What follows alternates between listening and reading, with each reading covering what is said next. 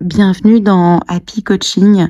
Je vais vous partager, sans rentrer dans l'intimité de la conversation outre mesure, un moment que je viens de vivre avec un de mes enfants adolescents qui est hypersensible. Et ça peut donner beaucoup d'espoir, je crois, à certains d'entre vous qui peut-être vivaient une période de rupture dans la communication, dans le partage, au niveau émotionnel, affectif, avec un de vos enfants, en particulier adolescent, parce que c'est ce que je connais aujourd'hui. Notre plus grand fils a 18 ans, donc là il s'agit d'un de nos garçons avec qui, depuis un certain nombre de mois, c'est plus compliqué dans la communication, il y a plus de fermeture, c'est vraiment cette période-là qu'on n'a pas forcément eu avec nos autres fils, mais voilà, avec celui-ci, eh bien, en ce moment, c'est un petit peu plus fermé. Et en même temps, il n'y a rien de surprenant parce que pour ce que je connais de celui-ci, de mes fils, eh bien, il y a une vraie quête dans sa personnalité, d'indépendance, d'autonomie, de faire ses propres choix. Et dans cette recherche-là, évidemment, il y a ce moment de rejet, de faire les choses parce que les parents, nous en l'occurrence, c'est ce que nous attendons de lui. Et c'est une période qui n'est pas facile parce que ça sous-entend ou ça implique aussi une période de rejet par rapport à l'école, par rapport à certaines choses qui nous tiennent à cœur dans notre famille. Pas de bêtises, et ça c'est très très appréciable, pas de choses liées à des substances ou des comportements qui ne conviennent pas, mais plutôt liés à une absence de décision et de choix, et donc un refus, particulièrement au niveau de l'école pour cette année depuis quelques mois. Et c'est très difficile de communiquer avec, pour le moment, avec celui-ci de nos enfants. Et aujourd'hui, ce soir, je viens de passer 2h30 avec mon fils à discuter, avec une discussion, mais juste d'une richesse immense, une discussion passionnante, un moment incroyable, à tel point que c'est moi qui lui ai dit gentiment à la fin, écoute, là on va couper. Alors j'ai pas envie d'employer son prénom parce que j'ai pas envie de le nommer en fait, tout simplement, même si je dis régulièrement les prénoms de mes enfants. J'ai pas envie de stigmatiser, même moi, dans les propos ici, duquel de mes enfants il s'agit. Et je lui ai dit, on va aller se coucher là, parce que moi, je suis très fatiguée. Mais sinon, on aurait pu continuer jusqu'à encore très très tard dans la nuit.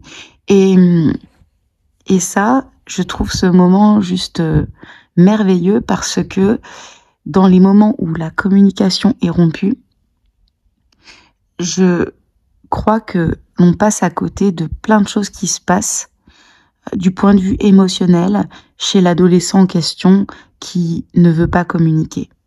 Parce que là, ce soir, dans l'échange qu'on a eu à cœur ouvert, et c'était pas gagné, parce qu'à la base, ça démarrait par une demande qui appelait à un refus de ma part, pour des raisons tout à fait valables de maman.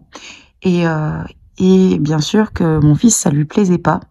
Donc c'était pas gagné, mais j'ai parlé avec lui le plus calmement, en essayant de chercher des options par rapport à sa demande, en essayant de chercher avec lui si moi je refusais, pourquoi je refusais, et surtout quel était le besoin derrière la demande. Et en fait, il s'avère que mon fils a surtout très très très envie de gagner en indépendance, en autonomie, et s'il pouvait s'éloigner de la famille pour goûter à cette indépendance, il le ferait bien volontiers. Il s'avère qu'il n'en a pas encore l'âge, et tant mieux, parce que ça lui permet aussi de grandir sur le plan émotionnel, mais ça le révolte un petit peu d'avoir mon refus qui s'éloigne de la maison. Et on a beaucoup échangé. Et en fait, j'ai pas du tout de baguette magique. Et j'ai pas du tout non plus de secret à vous livrer, parce que, en fait, il n'y en a pas, parce que ça serait prétentieux de vous dire comment j'ai fait pour arriver à déclencher cette conversation ça aurait pu partir en vrille. Ça ne l'a pas été, mais je vais quand même vous partager au moins ça pour que vous puissiez, d'une, ceux qui en ont besoin, avoir l'espoir, de deux, peut-être modéliser certaines des choses et puis avec de la chance et de la bonne disposition des deux côtés, hein, parce qu'il faut que l'enfant adolescent soit prêt à le faire à ce moment-là, mais vous aussi, parce que des fois on est juste des êtres humains et nous aussi parfois la patience on la perd, on peut être fatigué, on peut avoir nos tracas et là il s'avérait que ce soir j'avais prévu de faire des choses, j'ai vraiment tout mis de côté, j'avais cette disposition mentale, émotionnelle et c'est vraiment tombé au bon moment et c'est top qu'on ait réussi tous les deux à discuter. Juste, je me suis rendu compte dans cette discussion que ce que l'on perçoit avec Steve comme venant de notre fils, beaucoup de fermeture, en fait c'est une énorme sensibilité. Alors mon fils en question est hypersensible et ça a été reconnu dans le sens où quand il était suivi par la pédopsychiatre, maintenant il n'en a plus besoin donc il n'y va plus et encore que plus besoin, je pense que ça lui ferait du bien, mais comme au moment où il l'avait vu, il n'y en avait pas besoin, elle a décidé de ne plus suivre et c'est très bien comme ça. Eh bien, il avait été reconnu avec certains traits aussi neuroatypiques, dont l'hypersensibilité qui est très très prononcée. Et en fait, celui-ci de mes fils et moi, on est pareil sur plein de plans. Et au niveau de la sensibilité, on est identique. Simplement, moi, j'ai pas eu ce côté hyper révolté comme lui. Que j'aurais pu avoir, mais ça s'est exprimé différemment quand j'étais jeune. Et lui, il est plus dans la révolte du système scolaire, de ce qu'on lui impose, de l'absence de respect de ses choix, du fait d'être obligé d'aller à l'école de 8h à 18h, de devoir rester assis. Bon, il est vraiment dans cette réflexion. Et au-delà de cette réflexion, c'était une discussion d'adolescents. Et je trouve cette période passionnante. Et derrière ce sentiment et ces comportements de fermeture, de refus, il y a tellement de gentillesse, de bonté, d'amour, de sensibilité. Et ce qui s'est passé dans cette discussion, qui a été vraiment merveilleuse, c'est que pour une fois que j'ai réussi à être dans cet échange depuis bien longtemps avec lui, en fait, il y avait que de l'amour. Et c'est un joli message que je veux vous faire passer si vous avez des adolescents ou un adolescent avec qui en ce moment c'est très difficile. Je vous assure qu'en ce moment, avec mon fils, on dirait tout le temps qu'il est en colère contre nous, qu'il est en révolte contre nous, alors moi je le prends pas comme il ne nous aime pas parce que je sais très bien qu'il nous aime, mais ça pourrait laisser entendre qu'il nous aime plus, qu'il nous rejette. Et dans cette discussion ce soir, il y avait vraiment que de la tendresse. C'était super beau. Et au-delà des apparences, même si c'est dur, même si ça fait mal au cœur, rappelez-vous toujours, moi c'est ce que j'essaye de faire durant cette période, c'est de me rappeler toujours que on a été adolescent et même si on n'a pas eu forcément tous des crises exactement pareilles, parce que je vois sur nos deux autres adolescents, on n'a pas eu cette même chose, ça s'exprime peut-être d'une manière qui n'est pas celle qui est la plus agréable pour vous, chez votre ado en ce moment, ou chez un de vos proches, pour nous, avec notre fils adolescent, mais en fait, derrière tous les comportements de la sorte, il y a surtout énormément de peur, énormément de confusion, beaucoup de confusion, ça c'est ce que je perçois dans l'échange qu'on a eu, et puis beaucoup de contradictions, parce que finalement, de tout ce que mon fils ce soir m'a dit au début, quand j'étais dans « non, ça sera pas possible ce que tu nous demandes », et voilà pourquoi, et donc au début il était évidemment sur la défensive, en fait au fur et à mesure de l'échange, il y avait tellement de contradictions, parce que ce qu'il me demande, en même temps ça lui fait peur, Et c'est normal, il a envie d'aller affronter aussi ses peurs pour découvrir des choses de la vie. C'est tout à fait logique. Et puis quand, j'ai été un petit peu plus dans le, pourquoi pas, mais avec compromis, derrière, il me disait: «Oui, mais c'est normal, ton rôle de maman, c'est aussi de me protéger, donc je comprends tout à fait».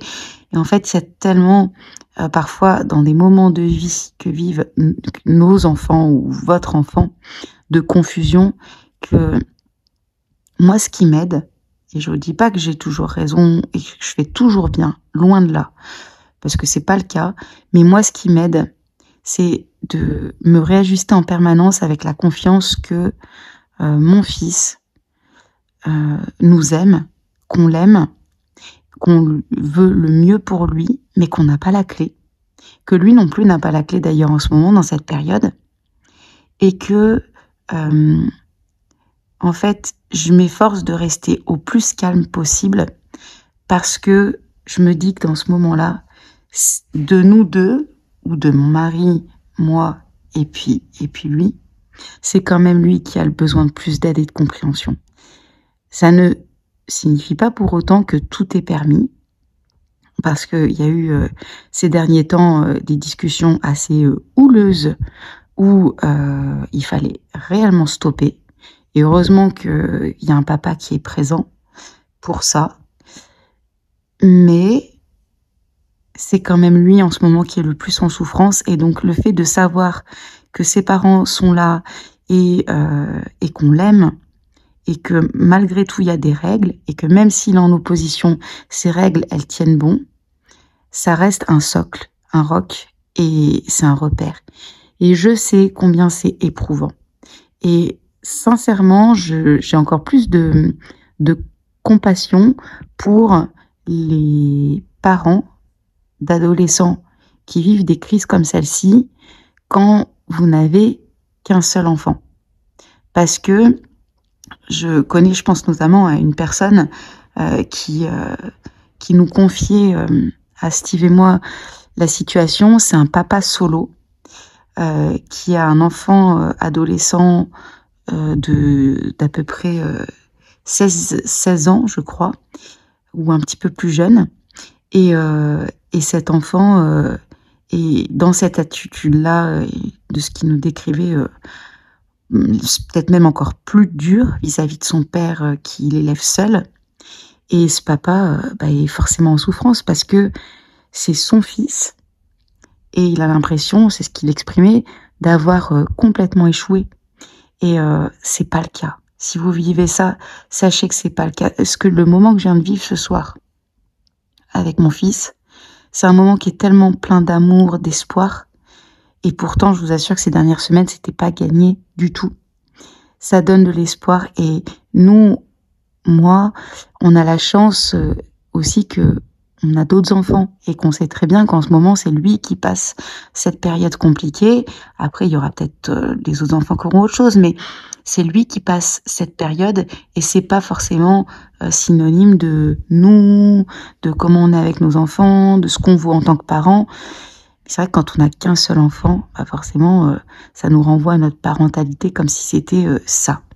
Mais dites-vous bien que si votre enfant adolescent est fermé et rude avec vous, eh bien, c'est pas contre vous.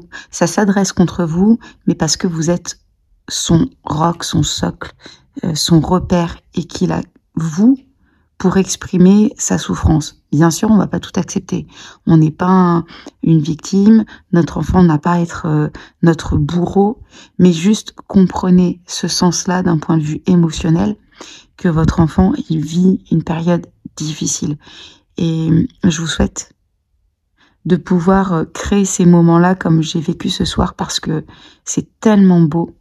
Et si je pourrais même pas vous restituer la discussion qu'on a eue avec des réflexions, mais tellement belles, touchantes, des questions sur l'amour, sur les relations hommes-femmes, sur la famille, sur ce que c'est que faire des choix, sur alors bien sûr en plus comme c'est un ado, il remet en cause tout le système scolaire, mondial, c'était magnifique. Et puis aussi finalement une belle discussion sur l'espoir et ce à quoi on croit. Et voilà, je voulais vous partager ça parce que c'est finalement un partage plein d'espoir, de tendresse et d'amour.